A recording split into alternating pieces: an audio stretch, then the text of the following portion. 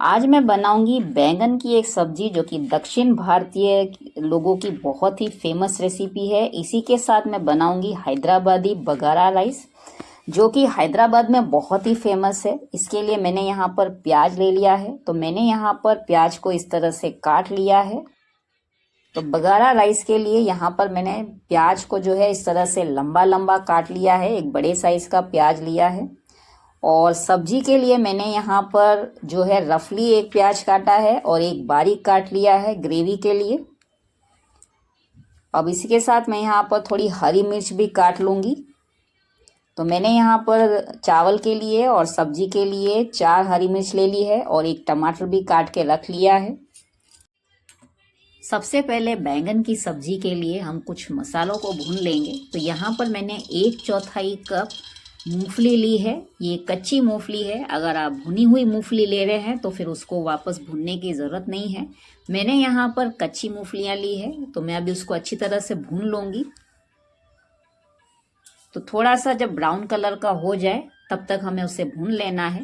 मूंगफली भुनने के बाद मैंने यहाँ पर डाल दिया है 2 चम्मच सफ़ेद तिल। सफ़ेद तिल डालते ही ये तिल सीधा चटकने लगेगी क्योंकि कढ़ाई एकदम गर्म है। तो अब मूंगफली और सफ़ेद तिल को भून के उसको मैंने एक प्लेट में ट्रांसफ़र कर दिया है। अब मैंने थोड़ा सा तेल डाल दिया है। 1-2 चम्मच जितना तेल लिया है।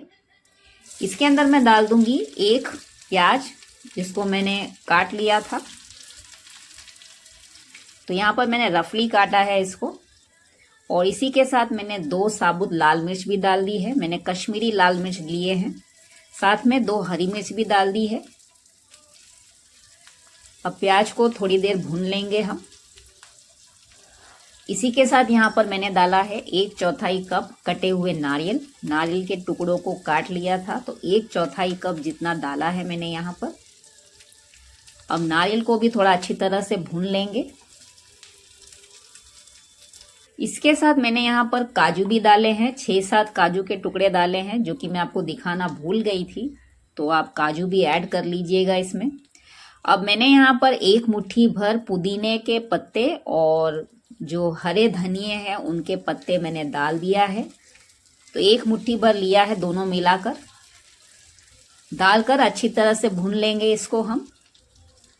अब मसाले डाल देंगे। तो यहाँ पर 2 बड़े चम्मच मैंने कश्मीरी लाल मिर्च पाउडर डाला है और 2 बड़े चम्मच मैंने यहाँ पर धनिया पाउडर डाला है।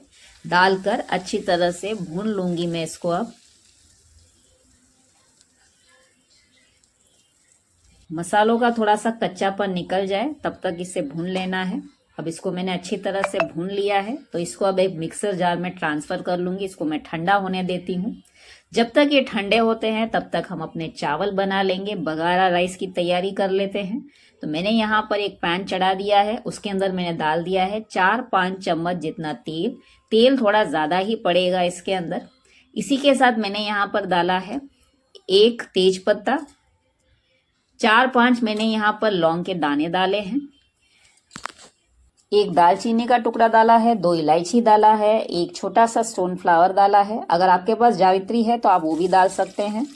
इसी के साथ मैंने यहाँ पर प्याज काट लिया था। तो 2 प्याज मैंने काट के रखे थे, उसको भी मैं डाल दूंगी इसके अंदर। तो इस तरह से लंबे लंबे प्याज काट के डालने हैं। अब अच्छी तरह से भून लूंगी इसको मैं। तो प्याज का कलर थोड़ा हल्का सा ब्राउन कलर हो जाए तब तक इसे भून लेना है।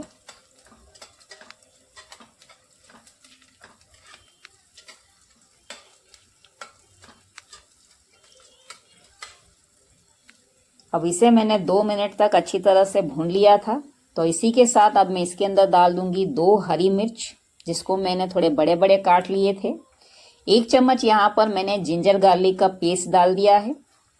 डालकर अच्छी तरह से मिक्स कर लेना है जब तक कि जिंजर गार्लिक का जो कच्चापन है वो निकल ना जाए तब तक इसे हमें भून लेना है। तो इसे भी मैंने अब अच्छी तरह से भून लिया है। अब इसका कच्चापन जैसे ही निकलेगा हम इसके अंदर डाल देंगे आधा मुट्ठी जो है मैंने यहाँ पर पुदीने के पत्ते डाले हैं और आधी मुट्ठी मैंने यहाँ पर धनिया के पत्ते डाले हैं। डालकर अच्छी तरह से भून लेना है। तो इस तरह से जब ये अच्छी तरह से भुन जाएंगे तेल में ये अच्छी तरह से सिकुड़ जाएंगे, आप देख सकते हैं। अब इसके अंदर हम डाल देंगे पानी। तो यहाँ पर मैंने सभी मसालों को अच्छी तरह से भून लिया है। अब मैं इसके अंदर डाल दूंगी पानी। तो पानी यहाँ पर मैं डालूंगी 4 गिलास जितना पानी। मैंने यहाँ पर 2 गिलास बासमती चावल लिया है, इसके लिए मैं यहाँ पर 4 गिलास पानी डालूंगी। अगर आप नॉर्मल राइस ले रहे हैं तो भी आपको 4 गिलास ही डालना है, अगर आप 2 गिलास चावल ले रहे हैं तो। इसी के साथ मैंने यहाँ पर नमक डाल दिया है। अब इसमें एक अच्छा सा उबाल आने देंगे हम। जब ये अच्छी तरह से उबल जाएगा तब इसके अंदर हम चावल डाल देंगे। चावल को मैंने आधे घंटे के लिए भिगो के रख दिया था। तो आप देख सकते हैं इसमें एक अच्छा सा उबाल आ गया है। यहाँ पर मैंने 2 गिलास चावल लिया है। जिस गिलास से चावल लिया था उसी गिलास से आपको पानी लेना है। आधे घंटे के लिए भिगो देना है आपको चावल को, तभी ये जल्दी से पक जाएंगे और अच्छे खिले खिले बनेंगे। अब चावलों को मैंने अच्छी तरह से मिक्स कर लिया है।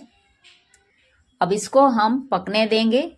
इसी के अंदर मैं यहाँ पर डाल दूंगी 2 चम्मच घी। तो 2 बड़े चम्मच घी डाले हैं मैंने, ये ऑप्शनल है, अगर आप चाहे तो डाल सकते हैं, नहीं तो स्किप कर सकते हैं। अब एक बार मिक्स करके इसको हम ढक कर पकने देंगे मीडियम फ्लेम में 5 मिनट तक। कम से कम 5 मिनट तक इसको पकने देना है। अब इसको मैं ढक कर रख दूंगी और 5 मिनट के लिए मीडियम फ्लेम में पकने दूंगी। तो जब तक हमारे चावल पकते हैं तब तक हम जो मसाले को हमने भून के रखा था बैंगन की सब्जी के लिए, उसको हम पीस लेंगे। तो उसको मैंने एक मिक्सर जार में डाल दिया है। और जो हमने मूंगफली और सफ़ेद तिल को भुना था उसको भी इसके साथ मिक्स कर लेना है। इसी के साथ मैंने यहाँ पर एक बड़ा जो है लेमन साइज का इमली ले लिया था, जिसमें मैंने गर्म पानी डाल के इस तरह से भिगो के रख दिया था। तो अब इसका पल्प भी इसके अंदर डाल देना है। याद रखें कि इसके अंदर जो बीज और रेशे हैं उसको निकाल देनी है। अब इसको मैं इसके अंदर डाल दूंगी और फिर इसको पीस लेना है। तो अच्छा सा एक बारीक पेस्ट बना लेना है, इसका एकदम फाइन पेस्ट बनाना है इसको। तो आप देख सकते हैं इस तरह से मैंने इसको अच्छी तरह से बारीक पीस लिया है। अब इसको हम रख देते हैं एक साइड में। अब जो चावल हमने रखा था उसको हम खोल के देख लेते हैं। 5 मिनट हो गया है। तो आप देख सकते हैं अब ये थोड़े आधे से पके हैं, थोड़ा सा पानी अभी भी इसके अंदर है। तो अब इसको हम क्या करेंगे, इसको हम दम पे रख देंगे। ढककर हमें दम पर रख देना है इसको। इस तरह से इसको थोड़ा सपाट कर देना है। अब इसके ऊपर हम ढक्कन लगा के इसके ऊपर कुछ भी एक वेट वाला लगा देना है आपको। मैंने यहाँ पर जो अदरक को कूटते हैं उसका जो दस्ताना है उसे रख दिया है। आप चाहे तो इस तरह प्लेट में पानी भी डाल के रख सकते हैं, जिससे कि भाप बाहर ना आए। अब इसको हम 10 मिनट तक लो फ्लेम में पकने देंगे और फिर 10 मिनट के बाद हम खोल के देख लेंगे इसको। तो अब 10 मिनट हो गए हैं, हम खोल कर देख लेते हैं। हमारे चावल जो है अच्छी तरह से खिले खिले पक गए हैं, आप देख सकते हैं। बहुत ही बढ़िया बन के तैयार हुआ है। देखिए कितने खिले खिले बने हैं। तो आप पानी की मात्रा बराबर रखेंगे तो आपके चावल जो है अच्छे खिले खिले बनेंगे। तो हमारा जो हैदराबादी बघारा राइस है वो बनके तैयार हो गया है ना। कितना सिंपल इसे बनाना। अब इसको हम रख देते एक साइड में और अब हमारी बैंगन की सब्जी की बनाने की तैयारी करते हैं। तो मैंने यहाँ पर कढ़ाई चढ़ा दी है, तेल भी डाल दिया है। तेल 4-5 चम्मच जितना डाला है। तेल गरम होते ही 1 चम्मच जीरा डाला है, 2 साबुत लाल मिर्च डाली है, 1 छोटा दालचीनी का टुकड़ा डाला है, 3-4 मैंने यहाँ पर लौंग के दाने डाल दिए हैं। अब इसके अंदर डाल देंगे प्याज। तो 1 प्याज को मैंने बारीक काट के रखा था, उसे मैं डाल दूंगी। डालकर इसको अच्छी तरह से भून लेना है। एक बार जब प्याज अच्छी तरह से भून जाएंगे तब इसके अंदर हम डाल देंगे थोड़े से मसाले। मैंने यहाँ पर करी पत्ता भी डाल दिया है। साथ में मैंने यहाँ पर 2 हरी मिर्च डाली है। तो इस तरह से काट के डाली है मैंने हरी मिर्चों को। एक बार मिक्स कर लेंगे इसको। अब इसके अंदर मैं डाल दूंगी 1 चम्मच जिंजर गार्लिक का पेस्ट। डालकर इसे हम अच्छी तरह से मिक्स कर लेंगे जब तक कि जिंजर गार्लिक का पेस्ट का जो कच्चापन ना चला जाए, तब तक इसे हमें भून लेना है। अब एक बार इनको अच्छी तरह से भूनने के बाद हम इसके अंदर डाल देंगे मसाले। तो यहाँ पर मैं डाल दूंगी 1 चम्मच हल्दी पाउडर। हल्दी पाउडर डालने के पहले मैंने यहाँ पर एक टमाटर डाल दिया है जिसको मैंने काट के रख लिया था, तो अब उसको भी मिक्स कर लेना है। टमाटर डालने के बाद इसके अंदर हम डाल देंगे हल्दी पाउडर और कोई मसाले अब इसके अंदर नहीं पड़ेंगे, क्योंकि हम ऑलरेडी जो हमने पेस्ट बना के रखा था उसमें मसाले डाल दिए हैं हमने। तो यहाँ पर मैंने 1 चम्मच हल्दी पाउडर डाल दिया है। डालकर मिक्स कर लेना है इसको। अब थोड़ी देर के लिए इसको हम भून लेंगे। अब इसके अंदर हम डाल देंगे बैंगनों को। तो मैंने यहाँ पर छोटे छोटे इस तरह के बैंगन लिए हैं और इस तरह से 4 टुकड़े कर लेने हैं, मतलब 4 कट कर लेना है, टुकड़ा नहीं करना है, 4 कट कर लेना है। अंदर से मैंने चेक कर लिया था, तो अंदर से चेक कर लेना है कीड़े वगैरह है कि नहीं, उसके बाद ही आपको डालना है। यहाँ पर मैंने 6-7 बैंगन लिए हैं। अब बैंगन को अच्छी तरह से मिक्स कर लेंगे और थोड़ी देर के लिए इसको हम ढक कर पकने देंगे। तो 80% तक बैंगन को हमें अभी पका लेना है। अब इसको मैं ढक के रख दूंगी और इसको मैं पकने दूंगी। 5 मिनट के लिए इसको मैं पकने देना है। उसके बाद हम खोल कर देख लेंगे।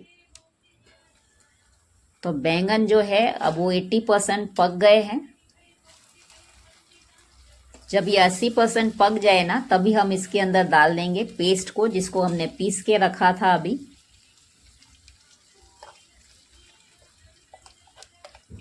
डालकर इसे हमें अच्छी तरह से मिक्स कर लेना है।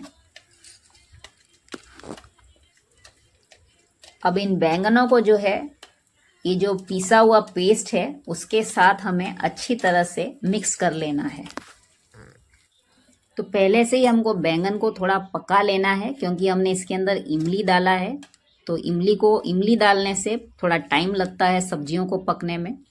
अब मैं पानी डाल दूंगी थोड़ा इसके अंदर और साथ ही में डाल दूंगी नमक। और इसी के साथ इसका जो है एक खट्टा मीठा टेस्ट देने के लिए मैं यहाँ पर 1 चम्मच गुड़ का पाउडर भी डाल दूंगी। अब इन सबको अच्छी तरह से मिक्स कर लूंगी मैं।